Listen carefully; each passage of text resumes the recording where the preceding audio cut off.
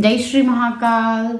7 सितंबर 2025 से लेकर 21 सितंबर 2025 तक हमारा श्राद्ध पक्ष चलेगा, जो कि भाद्रपद की पूर्णिमा से लेकर आश्विन मास की अमावस्या तक चलता है।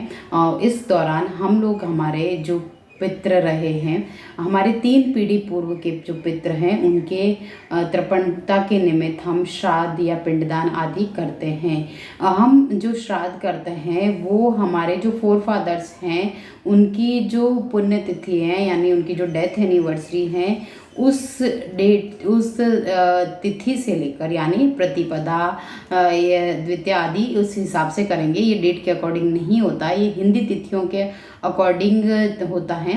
तो हम लोग हिंदी तिथियों के अनुसार उनका जो श्राद्ध या तर्पण पिंडदान आदि करते हैं। और इसके अंदर हम एक ब्राह्मण को बुलाकर उससे भी हम पिंडदान करवा सकते हैं। और यदि ब्राह्मण की व्यवस्था हम लोग नहीं कर पा रहे हैं किसी कारणवश, तो हम स्वयं भी अपना दक्षिण दिशा की तरफ मुख करके और एक तांबे का कलश लेकर उसके अंदर कुछ काले तिल जो आदि डालकर उनको एक जो चावल है उसका गोला बनाकर बॉल की तरह, जिसे पिंड कहते हैं, वो एक पत्ते के ऊपर रखकर वो उनको अर्पित करें। और उसके अलावा वो जो जल है वो उनकी तरफ रख के आप उसको उनको तर्पण करें, उनकी तर्पणता के निमित्त, और उन सबका पुत्र के साथ नाम लेकर उन्हें पुकारें और उनको तर्पण करें। इस तरीके से आप पिंडदान स्वयं कर सकते हैं। उसके अलावा आप ब्राह्मण को भोजन कराएं, गाय को, कुत्तों को, कौवों आदि को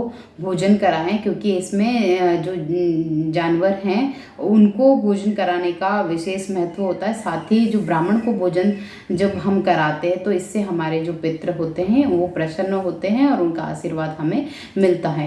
अब पितरों को जो हम तर्पण आदि करते हैं उसमें हम लोग अगर 2-3 भाई हैं तो वो एक साथ करें तो भी बहुत अच्छा है। अगर एक साथ नहीं कर पाते हैं तो आप सबको उसमें कुछ ना कुछ कंट्रीब्यूट करना चाहिए। आप चाहे तो आप कुछ पैसों की शेयरिंग कर सकते हैं। अगर वो भी नहीं आप कर रहे हैं, एक ही पर्सन अगर सारा पितृ पक्ष का पितरों की तर्पणता के निमित्त कर रहा है जो भोजन आदि का प्रबंध, तो आप वहाँ पे अपना जो है ब्राह्मणों को जिमाने को लेकर, या फिर है ना आप वहाँ जो उनके जूठे बर्तन हैं ब्राह्मण आदि के, उनको आप साफ करें। इस तरीके से आप अपना फिजिकली कंट्रीब्यूट करें, बट आपका कंट्रीब्यूशन होना बहुत ज़रूरी है। जितने भी भाई या जितने भी परिवार के सदस्य होते हैं उन सबका कंट्रीब्यूशन किसी ना किसी तरीके से उसमें होना बहुत ज़रूरी होता है, क्योंकि हमें अपने फोर फादर्स की ब्लेसिंग्स हम सबको चाहिए, है ना। तो इस तरीके से, और अगर आप अलग अलग जगह पे रह रहे हैं तो आप अलग अलग भी करें।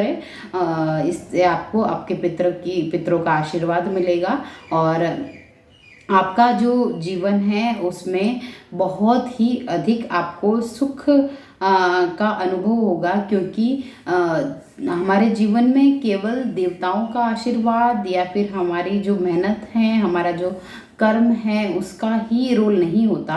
हमारे लाइफ के अंदर जो पितृ जो होते हैं हमारे, उनके आशीर्वाद का बहुत बड़ा रोल होता है, क्योंकि जब पितृ प्रसन्न होते हैं तो वो आपके वारे ही न्यारे कर देते हैं। तो आपको पितृ पक्ष में अपने पितरों के निमित्त उनकी तर्पणता के निमित्त श्राद्ध जरूर करना चाहिए। आपका कंट्रीब्यूशन उसमें किसी न किसी फॉर्म में होना ही चाहिए। यदि आप पर्सनली नहीं कर रहे हैं, खुद अपने अकेले नहीं कर रहे, तो आपका जो बड़ा भाई कर रहा है या छोटा भाई कर रहा है, तो आप वहाँ पर जाएं और अपना कंट्रीब्यूट वहाँ पर करें। उसके अलावा आप पूरे पितृपक्ष के दौरान गीता जी का पाठ कर सकते हैं, और पाठ के अंत में आप भगवान से ही प्रार्थना करें कि अगर आपके जो पितृ हैं उनका मोक्ष नहीं हुआ है तो वो मोक्ष गति को प्राप्त होए और उनका आशीर्वाद हम पर बना रहे।